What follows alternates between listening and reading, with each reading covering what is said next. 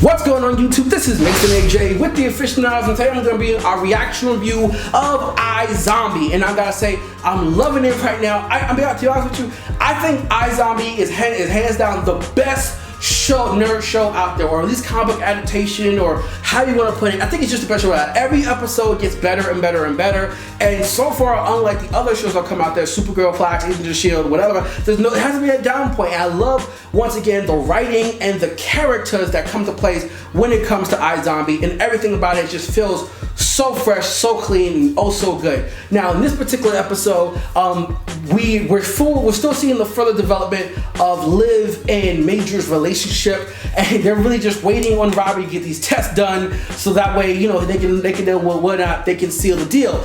And watching them, they actually had a very beautiful scene together when they were playing on Skype. And normally, as in both in real life and when it's usually portrayed in fiction, I hate the whole Skype date type thing. But watching them play the game made me feel so loved that I actually wanted to call up, not really call up, I wanted to get a girlfriend just so I could play the game, myself. And I really enjoyed watching that. But that's just the big old, warm teddy bear romantic in me.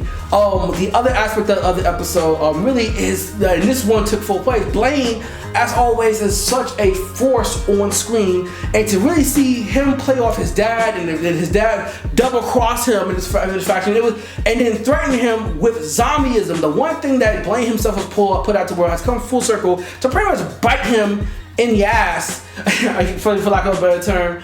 And now to see that he's the very zombie he's peddling and taking care of, and it's not the one thing he's afraid of. And really got to see how Blaine deals with a psychopathic, on his level, and I hate to say it, like father, like son.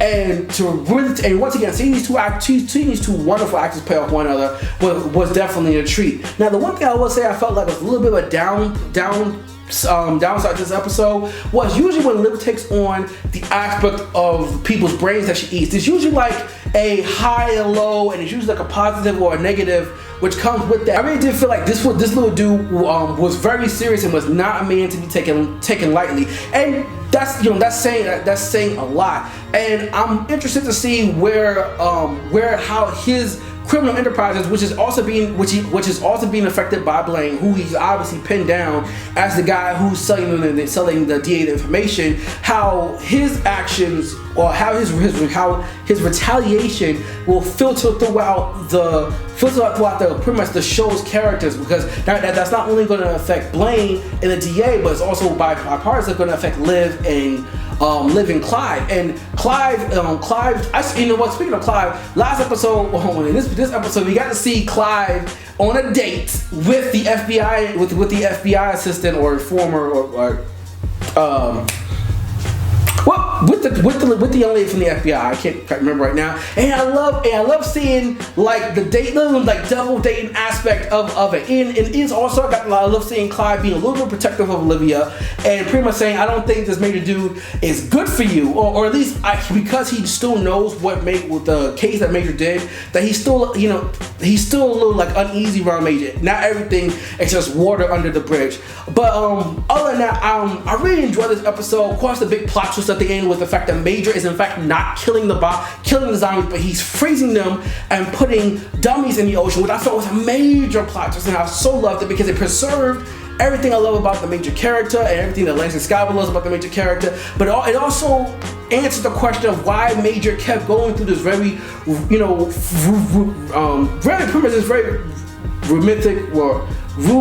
formula. Rheumatic formula of disposing of the body. It was always the same bridge, always the same 2 shots to the head, and always the same body dump. And I feel like now he knows he's being watched, so he's making a show of it. But then also, because Blaine's dad was pretty much curtailing him, and Blaine killed his grandfather to get revenge on his dad. Now we get this. I can't wait for, because eventually the dad's gonna come back. The dad and all the other zombies that Major has captured are gonna come back into play, and I really can't wait for that reveal. So it's really just, once again, it's goodness on top of goodness on top of goodness on top of greatness, which is just a little bit of hot sauce, a little bit of hot sauce on top, to really add more flavor. iZombie continues to be the one show that I love so much that once again just never disappoints. But other than that, comment down below. Let me know what you thought about this week's episode of iZombie. Obviously, I'm loving it. Obviously, at this point, iZombie can do no wrong. It's just great acting, great writing, great direction. Everything about it is great. And I'm really excited to, once again, as always, to see where this episode goes from. And I love the fact that not only am I getting my nerd juices flowing, but I got my murder juices flowing, I got my romance juices flowing. Like all the aspects that I love in the show are coming full circle with iZombie.